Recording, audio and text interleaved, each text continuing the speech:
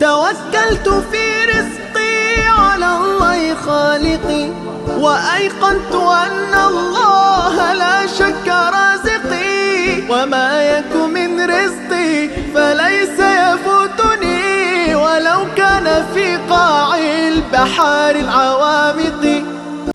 بسم الله الرحمن الرحيم. الحمد لله رب العالمين، والصلاة والسلام على رسول الله صلى الله عليه وسلم.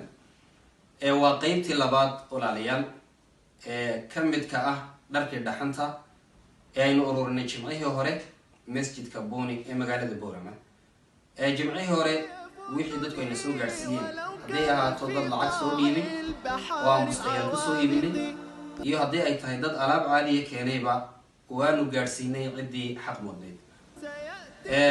qaybtan waa qaybtii labaad ee jimcaha maanta la keenay, iyadana insha allahu tacaala waxaanu gaarsiin doonaa dadkii xaq mudnay.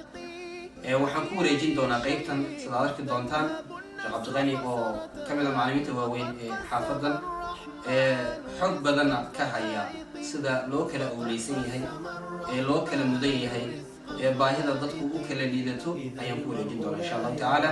waxaan ilaahay ka baryaynaa dadkii soo dhiibay kuwii hore iyo kuwa maantaba in ilaahay subxaana wa tacaala muraadkooga oo khayr la siiyo, in ilaahay miisaankooga xasanaadka u saaro, in ilaahay abaalkooda janno ka dhigo, awlaaddoodana u hagaajiyo, muraadkooga oo khayr lana ilaahay subxaana wa tacaala u siiyo.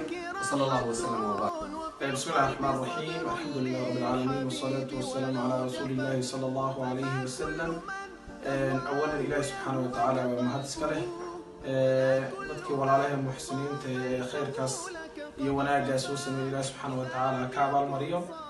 macalinkeena macallin Abdifataaxna Ilaahay subhanahu wa ta'ala miisaanka xasanaadka ugu daro, isagoo u istaagay macnaha hawl muhiim u ah xaafadan dad dan yar oo inagu dhex nool oo Ilaahay subhanahu wa ta'ala uu inaga nagu imtixaamay dadka wax haysta. walaalkan Abdifataaxna waa nagu mahad celinay insha Allah dadkii khayrka iyo wanaaga soo bixiyay Ilaahay subhanahu wa ta'ala miisaanka xasanaadka ugu daro. Assalaamu alaykum wa rahmatullahi wa barakatuh.